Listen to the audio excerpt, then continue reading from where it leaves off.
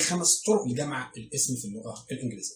اول حاجه يا سيدي، لو كان الاسم اللي قدامي ده منتهي بالسي اتش او اس اتش او اكس او او او اس، في الحاله ديت انا هزود اي اس. فتلاقي مثلا زي كلمه واتش ساعه، مش واتش يشاهد، لا واتش ساعه، في الحاله ديت اجمعها تبقى واتشز باضافه الاي اس. طيب لو لقيت كلمه منتهيه بالاس اتش زي كلمه مثلا لاش اللي هو الرمش، فانا هتبقى لاشز فهتبقى اي اس. لو لقيت كلمه مثلا منتهيه بحرف الاو زي كلمه توماتو بوتيتو، فانا هنا هزود اي اس. لقيت كلمه مثلا منتهيه بحرف الاكس زي كلمه بوكس، اوكي فوكس، فانا هنا هزود لها اي اس. لقيت كلمه مثلا منتهيه بالاس، لقيت كلمه مثلا زي كلمه باس اتوبيس منتهيه بالاس، فانا هزود لها اي اس. وبالتالي فالخمسه دول انا لما اجي اتعامل معاهم باضافه الاي اس. دي قاعده. في عندي قاعده ثانيه، لو لقيت الاسم منتهي باف او اف اي زي كلمه مثلا وايف زوجه، زي كلمه مثلا سيلف نفس، في الحاله ديت انا هشيل الاف خالص واحط مكانها في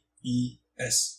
اوكي. طيب القاعده الثالثه، لو لقيت الاسم اللي قدامي ده منتهي بحرف الواي وكان قبل الواي حرف كونسونانت، حرف ساكن مش حرف متحرك، يعني عندي مثلا كلمه زي كلمه كاندي حلوى، اخرها واي بس قبل الواي في حرف الدي، ودي حرف كونسونانت يعني حرف ساكن، فانا في الحاله دي هشيل الواي واحط اي اي اس، دي كانديز. عندي مثلا كلمه زي كلمه كونتري يعني دوله، اخرها واي وقبل الواي في حرف الار والار كونسونانت، هشيل الواي واحط مكانها اي اي اس. اوكي.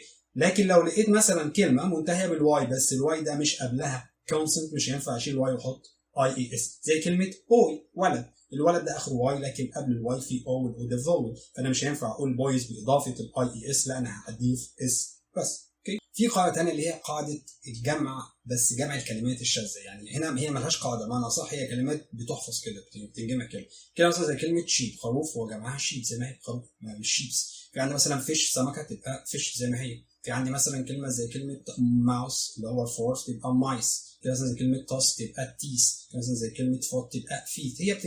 هي بتتحفظ كده، اسمها جمع شواذ.